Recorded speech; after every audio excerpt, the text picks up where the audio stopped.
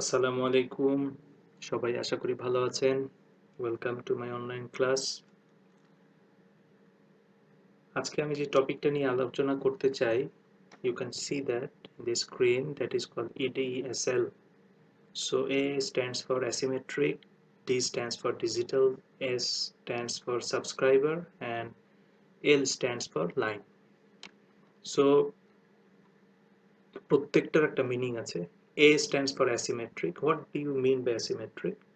Asymmetric মানে হলো যে আমার আপলিঙ্ক এবং ডাউনলিঙ্কে there will be a difference. So আমার আপলিঙ্ক এবং ডাউনলিঙ্কের একটা ডিফারেন্স হবে। সে ফর এক্সাম্পল এই যে এডিএসএল টেকনোলজি, সেখানে আপলিঙ্ক এবং ডাউনলিঙ্কের ডিফারেন্সটা হলো আপলিঙ্কের যে ডাউনলিঙ্কটা faster, almost 8 times faster, 4 times কোনো কোনো জায়গায় আরেকটু বেশি হতে পারে, বাট একদম ক্লিয়ারলি সিন বা ভিজিবল। এবং obviously that this communication is 100% digital, there is no analog communication. এবং subscriber line, that means there will be some point where subscriber will be connected, এবং এটা আমরা যে advanced telecommunication networks বলি, so this is the most advanced telecommunication network. আপনারা যদি বাইরের দেশে আপনাদের কোনো আত্মীয়স্বজন থাকে, then if you ask them, তারা বলবে যে আমাদের একটা ADSL modem আছে। So this modem works as three function. One is called satellite cable, that means আমাদের যেটা আমরা ডিশ লাইন বলি, টেলিভিশন। সেকেন্ড অপশন হলো টেলিফোন, অ্যান্ড থার্ড অপশন হলো broadband internet. So this three service can be integrated. So Bangladesh has started, শুরু করেছিল 2009, পরে আসলে আরও পরের দিকে শুরু করেছে 2014-15 সালের দিকে। এখনও বাংলাদেশে ডিএসএল লাইন আছে, এই ডিএসএল লাইনগুলো আছে, বাট ওইভাবে কার্যকরী না। তো এটার ক্যাপাসিটিটা অলমোস্ট লাইক ওয়াইফাই এর মতো, 50 এমবিপিএস এর মতো। বর্তমানে আরো অনেক ভালো বা টেকনোলজি আসছে, এডিএসএল প্লাস নামে একটা টেকনোলজি আছে, which gives you the almost triple times bandwidth and data rate, এবং যেটা পৃথিবীর 60% এর উপরে ব্রডব্যান্ডের চয়েসটা ধরে রাখছে। আমরা যারা আজকে থার্ড ওয়ার্ল্ড কান্ট্রিতে, তারা আসলে এটা বুঝি না যে মানে বাংলাদেশে যেমন আমি টেলিভিশনের জন্য একটা লাইন নিতে হয়, কেবলের আমার ইন্টারনেটের জন্য একটা লাইন নিতে হয়, বা টেলিফোনের জন্য একটা লাইন নিতে হয়। থার্ড ওয়ার্ল্ড কান্ট্রিতে মোটামুটি এরকম, কিন্তু বাইরের দেশগুলো, উন্নত দেশগুলোতে জাস্ট একটা। So that's why ADSL can be available anywhere in the globe. So it's a good thing. So ADSL মানে কি অলরেডি আমি বলে ফেলেছি, অ্যাসিমেট্রিক এবং ডিজিটাল এবং সাবস্ক্রাইবার লাইন, এবং লাইনগুলো আসলে টুইস্টেড পেয়ারে কানেক্টেড। দ্যাট মিনস আমাদের যে নর্মাল ইউটিপি কেবলগুলো আমরা ক্যাট 5 বা ক্যাট 4 ইউজ করি, সেইটাই ইউজ করা হয়, এবং পুরো কমিউনিকেশনের যে ব্যাকবোনটা, এটা আসলে ফাইবার। এইগুলো আমাদের এডিএসএল এর ইকুইপমেন্ট যদি আমরা দেখি। সো এটা আমার সেন্ট্রাল অফিস, তো সেখানে একটা এডিএসএল এর কার্ড থাকবে। আমরা জানি যে আমাদের ডিজিটাল সুইচগুলো এখন এরকম, এগুলো কার্ড সিস্টেম, এবং সেটা এরকম স্ট্যান্ডার্ড টেলিফোন লাইনের মতো হয়ে বাসায় ঢুকতে পারে, এবং বাসায় একটা এডিএসএল ইউনিট থাকবে। এই ইউনিটটার আসলে আমরা পরে দেখবো যে এটা কে বলে হয় আপনার স্প্লিটার। তো তারপর একটা মডেম থাকবে। তো এই যে যেটা আমি বললাম যে তিনটা কানেকশন আমাকে দিতে পারে, একটা স্ট্যান্ডার্ড টেলিফোন লাইন, একটা হলো টেলিভিশন, এবং অবভিয়াসলি আমাদের ব্রডব্যান্ড ইন্টারনেট।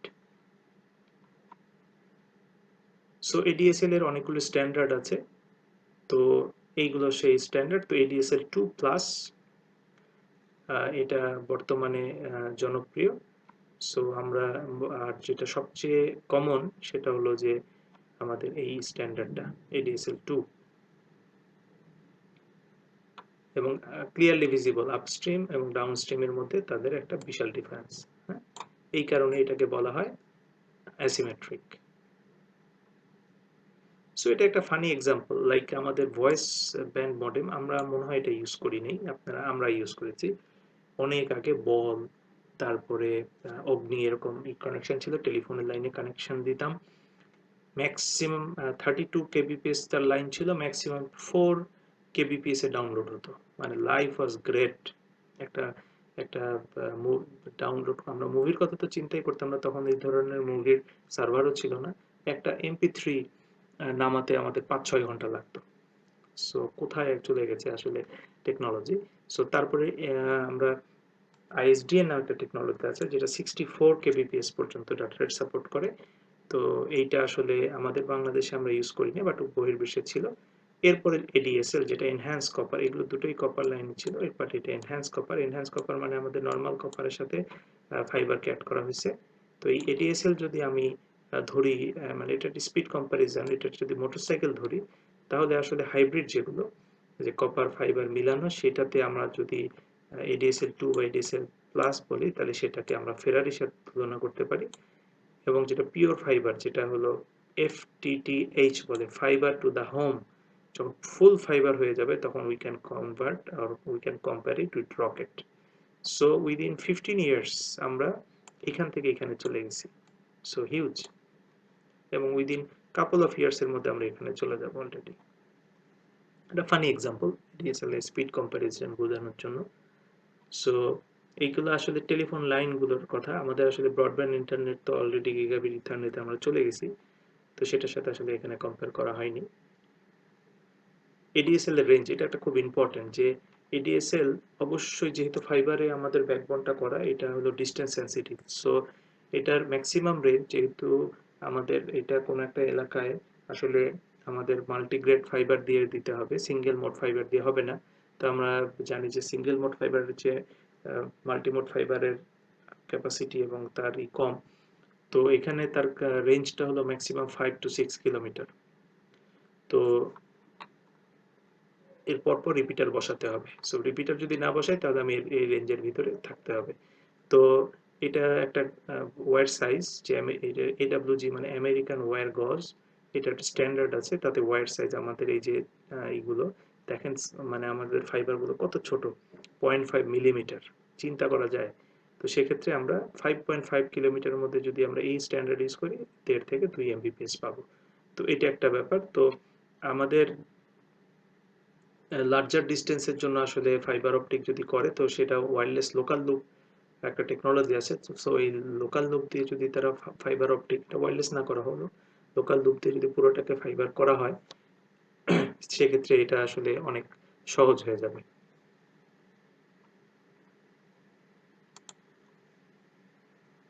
তো এবার আসি যে আমাদের ADSL speed factor. So ADSL already আমি বলে ফেলছি যে স্পিড ফ্যাক্টরের মধ্যে সবচেয়ে বড় এলিমেন্ট হলো ডিস্টেন্স। তো আমার লোকাল এক্সচেঞ্জ থেকে ডিস্টেন্স যত কাছে হবে, আমাদের তত কোয়ালিটি ভালো হবে। এবং তারপরে যেহেতু ফাইবার, তার থিকনেস এবং কি টাইপের ফাইবার ইউজ করে সেটার উপরেও ডিপেন্ড করে। এবং আমাদের জয়েন্টস, আমরা জানি যে ফাইবার অপটিকগুলো আসলে লম্বা করে কেবলগুলো টানা হয় না, কিছু দূর পর পরে আমরা জয়েন করি।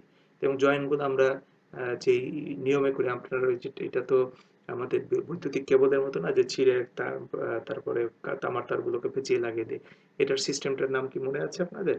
এটাকে বলে স্প্লিটিং, সরি স্প্লাইসিং। সো কয়েক ধরনের স্প্লাইসিং আছে, মেকানিক্যাল আছে, তারপরে হিট দিয়ে করে। তো এই স্প্লাইসিং করা হয়। তো এই স্প্লাইসিং যত জয়েন্ট থাকবে, তাতে হলো আমাদের হয়, অ্যাটিনিউশন আসে। তো এই জিনিসগুলো আমাদের, এবং ওয়্যার টু রেডিও ট্রান্সমিটারের প্রক্সিমিটি তো আমাদের দেখতে হবে। তো এগুলো আমাদের স্পিড ফ্যাক্টর, যেটা আসলে ADSL স্পিড ভ্যারি করবে। সো একটা নেটওয়ার্কের যদি আমি বলি এন্টিটিস গুলো বা কম্পোনেন্টস গুলো আসলে তাহলে কি থাকে, তাইলে সবার আগে থাকতে হবে যে একটা ADSL এর মডেম, যেটা আপনার বাসায় থাকবে অ্যাজ এ কাস্টমার প্রেমিসিস। এরপর একটা সেন্ট্রাল অফিসে একটা মডেম থাকবে। অবভিয়াসলি একটা মাল্টিপ্লেক্সার থাকবে। এখানে মাল্টিপ্লেক্সারটার নাম বলে DSLM, DSL অ্যাক্সেস মাল্টিপ্লেক্সার, যেটা নর্মাল আমাদের যে টেলিফোন সুইচ, তার সাথে এটা মাল্টিপ্লেক্স করতে হবে। আমাদের একটা অ্যাক্সেস সার্ভার লাগবে, সেই ব্রডব্যান্ডটা আমাদের যিনি সার্ভিস প্রোভাইডার উনি দিতে পারে, বা অন্য কোথাও থেকে থার্ড পার্টি হিসেবে ইউজ করতে পারে। আর অবভিয়াসলি একটা স্প্লিটার লাগবে। স্প্লিটার কিচ্ছু না, এটা একটা একটা আহ, একটা তার ফিল্টার। তো লো ফ্রিকোয়েন্সি ফিল্টার, যে লো ফ্রিকোয়েন্সি ফিল্টারগুলো আমরা জানি দুই ধরনের ফিল্টার হয়, একটাকে বলে লো ফ্রিকোয়েন্সি, হাই ফ্রিকোয়েন্সি, একটা লো পাস, হাই পাস। তো লো পাস ফিল্টার আমরা ইউজ করব, যেটার কাজটা হবে যে আমাদের কানেকশন আসলো এখান থেকে, যেহেতু আমাদের টেলিফোন লাইন আছে, আর আমরা জানি টেলিফোন লাইনের ব্যান্ডউইথ অনেক কম, তার ফ্রিকোয়েন্সি 0 to 4 কিলোহার্টজ। তো সেইটাকে জাস্ট আমার টেলিফোনে দিয়ে দিব। হ্যাঁ, টেলিফোনে দিয়ে দিব। আর বাদ বাকি যে ব্যান্ডউইথটা সেটা আমরা মডেমে চলে যাবে, এখান থেকে টেলিভিশন অথবা আমাদের ব্রডব্যান্ড লাইনে ইউজ করব। পুরোটা আমরা ইউজ করব for internet or others purposes. তাহলে সেক্ষেত্রে যদি লুপ আর্কিটেকচারটা বলি যে এডিএসএল এর আর্কিটেকচারটা কেমন, তাইলে এইটা সেই আইএসপি যার মাধ্যমে আমি কমিউনিকেশনটা নিব, এবং ইন্টারনেট তো কানেকশন থাকতে হবে, এবং এইটা আমাদের সেই নেটওয়ার্কটা, এবং এই নেটওয়ার্কটার নাম ATM. ATM asynchronous transfer mode, এটার লেটেস্ট একটা আমাদের switching method, packet switching, circuit switch যে মেথডগুলো, তার যে আরও ওয়ে অ্যাহেড একটা সুইচিং মেথড। তো সেই এটিএম এটা, এবং ফুল ফাইবার, এবং আমাদের এরপরে এটা ঢুকবে হলো এই যে ডিএসএলএম, যেটা আমাদের ডিএসএল অ্যাক্সেস মাল্টিপ্লেক্সার, এবং এইটা হলো সেই পুরান আমাদের পিএসটিএন, যেটা আমাদের পাবলিক সুইচ টেলিফোন নেটওয়ার্ক থেকে আমাদের কনভেনশনাল ভয়েস সুইচ। তো এখান থেকে স্পিকারের মাধ্যমে আমাদের ভয়েসটা এখানে চলে আসবে, আর এই ডিএসএলআর লাইনটি এখানে যাবে। সো তারপরে বাসায় আমাদের কি হবে, স্প্লিটারে, যেটা অলরেডি বলে ফেলছি যে স্প্লিটার থেকে লো পাস ফিল্টার লো ফ্রিকোয়েন্সিটাকে পাস করে দেবে টেলিফোনে, আর বাদ বাকি ফ্রিকোয়েন্সিটাকে এখানে দিয়ে দেবে। তো সেখান থেকে আমি মডেম থেকে পিসিতে নিতে পারি, আবার কেবল টেনে আমি সেটা টেলিভিশনেও নিতে পারি। I can use in any purpose.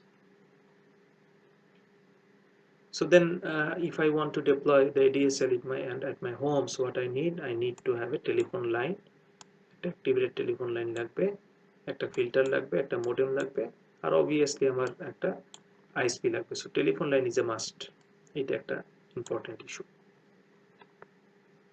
So network construction গুলো আমাদের স্ট্রিট ক্যাবিনেট, এটা আপনারা দেখছেন, যেমন আমাদের যদি একদম বের হই, যেমন ড্যাফোডিলে আমাদের যে মেইন ক্যাম্পাস থেকে আপনার বের হলেই হাতের ডানে দেখবেন যে এরকম একটা স্ট্রিট ক্যাবিনেট আছে, এবং রাস্তার ঠিক উল্টা পাশেও দেখবেন যে আপনার যেখানে আসলে আমাদের রেস্তোরাঁগুলো আছে ওইখানেও দেখবেন যে একটা এরকম স্ট্রিট ক্যাবিনেট। আর একটু সামনে যে সিএসি বিল্ডিং এর আগে, যদি ওভারব্রিজের আগে একটু হাঁটেন, ওখানেও দেখবেন যে এরকম একটা স্ট্রিট ক্যাবিনেট আছে। তো এই স্ট্রিট ক্যাবিনেটগুলো আসলে সুইচ, কনভেনশনাল আমাদের সুইচ, যেগুলো টেলিফোন লাইনের সুইচ।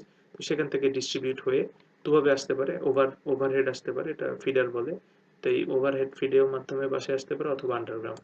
সো বর্তমানে যেটা হচ্ছে যে পৃথিবীর বড় বড় দেশগুলোকে আমাদের কেবলিং গুলো আন্ডারগ্রাউন্ডে করে ফেলা হচ্ছে, এবং অলমোস্ট ঢাকা শহরে দেখতেছেন আপনারা ওভারহেড কিন্তু ফাইবার আর নাই, সব আন্ডারগ্রাউন্ড। সো আকাশটা খুব ক্লিয়ারলি দেখা যায়। আগে ঢাকা শহর তারে একদম ভরপুর ছিল, অনেকখানি ডেভেলপ হয়েছে। তো যেমন এখন পাওয়ার কেবল গুলো আসলে আস্তে আস্তে আন্ডারগ্রাউন্ডে চলে আসতেছে, যেমন সিলেটে অলরেডি আন্ডারগ্রাউন্ডে চলে গেছে। সো এরকম চেঞ্জ হচ্ছে। সো এটাও একটা খুব ভালো একটা দিক আন্ডারগ্রাউন্ডে যদি আসে। আর মডেমের আর্কিটেকচার অলরেডি বললাম যে আমাদের plain old telephone system POTS যে filter, low pass filter use করা হয়। তো সেক্ষেত্রে আমাদের মডেমটা জাস্ট কেবিপিএস এর লাইনটা দিয়ে দিবে, আর এমবিপিএস এর লাইনটা এখানে আসবে। সো এটা আমাদের আর্কিটেকচারটা, যে আমাদের দুই ধরনের কেবল আমরা ইউজ করতে পারি। 10 বেস টি কেবল ইউজ করতে পারি, অথবা 100 বেস কেবল আমরা ইউজ করতে পারি, যে কোনো একটা ক্যাট 5 ক্যাট 6 হোয়াটএভার আমরা ইউজ করতে পারি। তো এটা হলো গিয়ে আমাদের কাস্টমার প্রেমিসিস ইকুইপমেন্ট, সেখান থেকে এই কমিউনিকেশনটা দেখানো হয়েছে কিভাবে যাব। তো এটিএম এবং ফ্রেম রিলে, এটা নিয়ে আমাদের আলাদা লেকচার আছে, তো এটা আমরা করব। এই সুইচিং মেথডটা আমরা করব এক সময়। এখানে যদিও এটার কোনো ইউসেজ নাই, বাট জেনে রাখবেন যে এখানে আমাদের ইউজ করা হয় এটিএম। সো এটা দেখানো হয়েছে একদম সিম্পল, যে আমার বাসায় কানেকশনটা দেখতে কেমন। এটা আমার একটা পিসি, তার সিপিইউ। তো সিপিইউ থেকে আমার যে এনআইসি, যেটা নেটওয়ার্ক ইন্টারফেস কার্ড বা ল্যান কার্ড, সেখান থেকে কানেকশনটা আমাদের এই মডেমে যাবে, এবং সেই মডেম থেকে এটা RJ45 কেবল। আর আমাদের বাসায় যে টেলিফোন লাইন থাকে, সেই টেলিফোন লাইনের জ্যাক থেকে এরকম একটা লাইন যাবে। তো এই লাইনের ভিতরে স্প্লিটারটা থাকবে, যে স্প্লিটারটা আপনার আমাদের লো পাস ফিল্টারের মাধ্যমে টেলিফোন লাইনে চলে যাবে, আর বাদ বাকি যে আমাদের ব্যান্ডউইথটা সেটা আমাদের RJ11 কেবল। এটা কিন্তু RJ11 কেবল, হ্যাঁ, RJ11 পোর্ট। আর এগুলো হলো আমাদের নেটওয়ার্কের এই পোর্টটা RJ45। আমি মনে হয় এটা আপনারা জানেন যে RJ45 ইউজ করে নেটওয়ার্ক, আর টেলিফোন লাইনগুলো ইউজ করে RJ11। সো এডিএসএল কি করে আসলে, কিভাবে কাজ করে, তো সেটা জানার জন্য আমাদের আসলে তার মডুলেশন টেকনোলজিটা জানতে হবে। আমরা তো জানি যে অ্যানালগ সিগন্যালকে ডিজিটাল করে পাঠানো হয়, অন্যান্য ব্যাপারগুলো জানি। তো এখানে অন্য কি করে, তো এখানে এডিএসএল এর যে ব্যান্ডউইথটা ধরা হয়েছে 1.1 মেগাহার্টজ যদি আমার ব্যান্ডউইথ ধরি, তাইলে সেক্ষেত্রে শুরুর যে ব্যান্ডউইথটা 0 to 4 কিলোহার্জ এইটা আমাদের রাখা হয়েছে কনভেনশনাল ভয়েসের জন্য। 4 কিলোহার্জ থেকে 25 কিলোহার্জ পর্যন্ত গার্ড ব্যান্ড দেওয়া হয়েছে সো দ্যাট কোনো ওভারল্যাপিং যেন না হয়। 25 থেকে 140 বা 138 আপস্ট্রিম এটা আমাদের ইউজ করব আমরা আপলিঙ্ক হিসেবে, আর বাদ বাকিটুকু আমরা ইউজ করব ডাউনলিঙ্ক। তো এটা ভ্যারি করে এক এক ধরনের, বাট এরকম একটা আর্কিটেকচার হয় যে আমাদের একটা গার্ড ব্যান্ড থাকবে যেটা আমাদের আসলে ভয়েস এবং ডাটার সাথে ওভারল্যাপিং এর জন্য আমরা ইউজ করব যাতে না হয়, আর বাদ বাকিটুকু আপস্ট্রিম ডাউনস্ট্রিম হিসেবে ইউজ করতে পারি। দুই ধরনের আমাদের মডুলেশন মেথড আছে, তো আমরা সেটা দেখব। যে একটা হলো ক্যারিয়ারলেস অ্যামপ্লিটিউড ফেজ, যে জিনিসটা আমি এখানে বললাম এরকম টাইপের একটা। সো আরেকটা আছে যেটা জনপ্রিয়, সেটার নাম হলো ডিসক্রিট মাল্টিটোন ডিএমটি, যেটা বর্তমানে ADSL2 আর ADSL2 প্লাস ইউজ করে, আর এটা হলো পুরান টেকনোলজি। তো সে কি করে যে ক্যারিয়ারলেস অ্যামপ্লিটিউড ফেজে সে আপস্ট্রিম এবং ডাউনস্ট্রিম চ্যানেল আলাদা করে দেয়। যেমন এখানে করা হয়েছে, ওখানে দেখলাম আমরা 138, বাট এখানে দেখানো হয়েছে 0 to 4 কিলোহার্জ আমার রাখা হয়েছে ভয়েসের জন্য, তারপরে 25 থেকে 160 কিলোহার্জ রাখা হয়েছে আমাদের আপলিঙ্কের জন্য, তারপরে 160 থেকে 200 কিলোহার্জ এতটুকু আমাদের ডাউন মানে গার্ড ব্যান্ড রাখা হয়েছে যাতে আপলিঙ্ক ডাউনলিঙ্ক ওভারল্যাপ না হয়। এরপরে 200 কিলোহার্জ থেকে 1.1 মেগাহার্জ এটা আমাদেরকে ডাউনলিঙ্ক করা হয়েছে। এই অনুযায়ী আমাদের চ্যানেলগুলো থাকে। তো তাতে এইটার আমাদের আমাদের নাম্বার অফ ইউজার্সের সংখ্যা অনেকটা কমে যায়, যে আপনি কতটুকু ব্যান্ড ইউজ করতেছেন, আমরা যারা ইউজ করবে তাদের অনুযায়ী আপনার ইউজ করে। তো বর্তমানে যেটা ইউজ করা হয় সেটাকে বলা হয় ডিসক্রিট মাল্টিটোন। ডিসক্রিট মাল্টিটোন তারা এত ঝামেলায় যায়নি, তারা 1.1 মেগাহার্জকে একদম 4.3125 কিলোহার্জের চ্যানেলে ভাগ করে ফেলছে। তো 4 কিলোহার্জ মিনিমাম লাগে ভয়েস, আর এইটা একটু প্রত্যেকটা সাথে 0.3125 কিলোহার্জ গার্ড ব্যান্ড হিসেবে রাখছে যাতে একটা চ্যানেল একটা চ্যানেলের সাথে ওভারল্যাপ না হয়। এই ভাগ করে ফেলছে ফুল চ্যানেল। তো যখন আমি পুরোটা টেলিফোন হিসেবে ইউজ করবে তখন আমার 256টা চ্যানেল আমি ক্রিয়েট করতে পারবো। আর যদি আমার ডাটা হিসেবে ইউজ করে তখন আবার এই 256টার মধ্যে আমি ভাগ করব। তো তার ভিতরে 224টাকে আমি ডাউনলিঙ্ক হিসেবে ইউজ করব, আর 32টাকে আমি আপলিঙ্ক হিসেবে ইউজ করব। তো ব্যাপারটা এরকম, ফুল ইউজ করব যখন যেটা লাগে ফুল। তো এটার জন্য আমাদের আরেকটা জিনিস করতে হবে, যেটা হলো যে আমাদের ডিএমটির ফ্রিকোয়েন্সি ব্যান্ডে এফডিএম তো ইউজ করবো, বাট ইকো ক্যান্সেলেশন করতে হবে, নাইলে ইকো চলে আসতে পারে। তো এটা একটা বিষয়। তো এই দুই ধরনের আমাদের মডুলেশন আছে, যে একটা হলো ক্যারিয়ারলেস অ্যামপ্লিটিউড ফেজ, যেটাতে আসলে আপলিঙ্ক ডাউনলিঙ্ক ভাগ করা, কিন্তু আর বর্তমানেরটাতে যেটা করা হচ্ছে যে ফুল ব্যান্ডউইথটাকে আমি হলো কতগুলো ছোট ছোট আমি চ্যানেলে ভাগ করে ফেলছি এবং সেটাতে আপলিঙ্ক ডাউনলিঙ্ক আলাদা করে দিয়েছি, এবং এটা কনস্ট্যান্টলি শিফট করে চ্যানেল বিটুইন ডিফারেন্ট চ্যানেল। তো এই চ্যানেল তাতে হয় কি ট্রান্সমিশন রিসিপশনটা খুব ভালো হয়, এবং আমরা জানি ডাইনামিক্যালি শিফট করলে যেমন টিডিএম করা হয়, ডাইনামিক্যালি শিফট করা হয়, একটা চ্যানেলকে একসাথে সারাক্ষণ ইউজ করে না।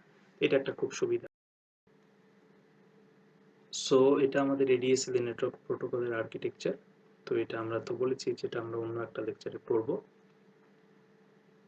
সো ADSL এর যদি প্রজ এন্ড কনস এ যাই, তাহলে কেন ADSL, এটা মানে সুবিধাটা কি, যে সবচেয়ে বড় সুবিধাটা হলো যে cost effective solution for society, 3 in 1 service, তিনটা জিনিস আমি একটাতে পাচ্ছি, এবং যেটা বলা হচ্ছে সাইমালটেনিয়াসলি ইন্টারনেট, ভয়েস, এবার সিঙ্গেল টেলিফোন লাইনে পাচ্ছি, আনইন্টারাপ্টেড, যেহেতু আমাদের fibre, so high speed internet access পাওয়া যাচ্ছে।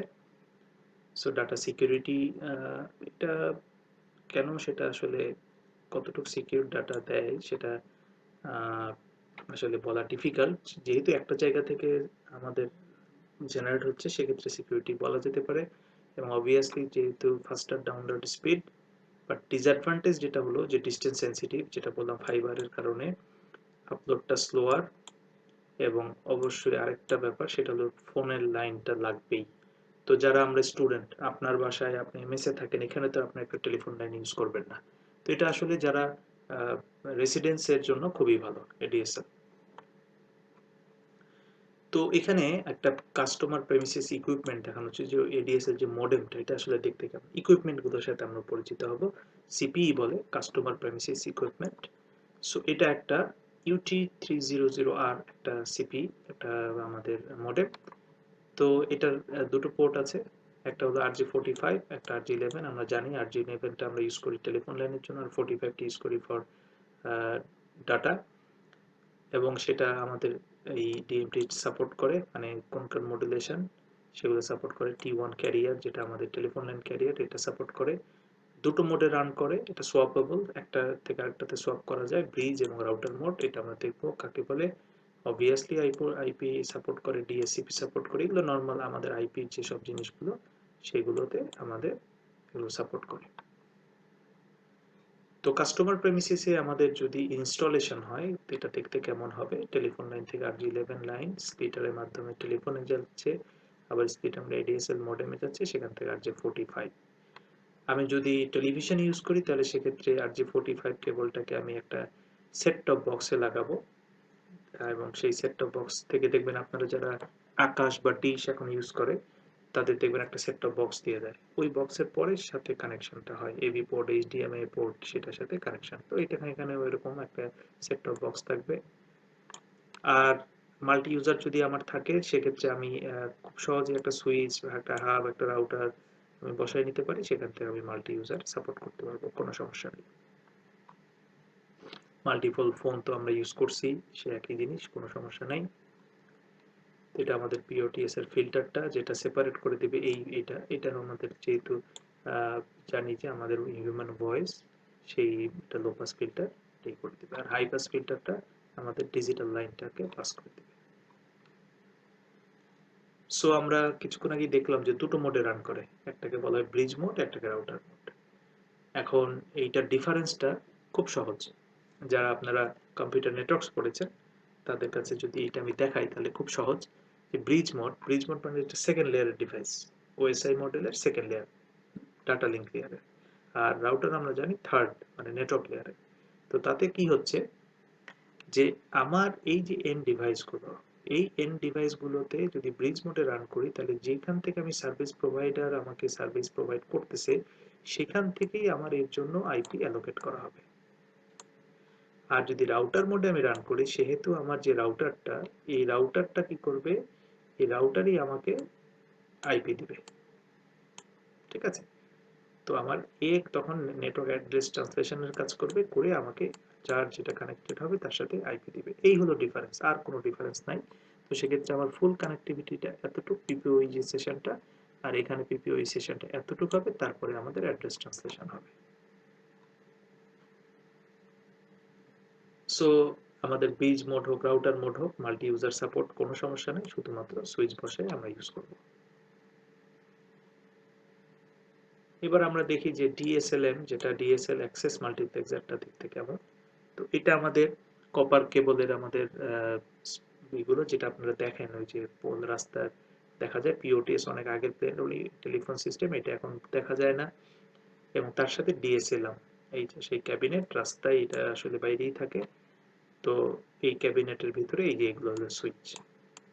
যারা আপনারা কোথাও ইন্টার্নশিপ আইপিতে কাজ করছেন তারা আপনারা জানেন যে এই ধরনের সুইচ আমরা র্যাক সুইচ বলি, এবং এগুলোর ভিতরে কার্ড থাকে, এই কার্ডগুলো ইনসার্ট করে করে প্রত্যেকটা কার্ডে অ্যারে অফ সুইচ থাকে, সেইভাবে কমিউনিকেশন করা হয়।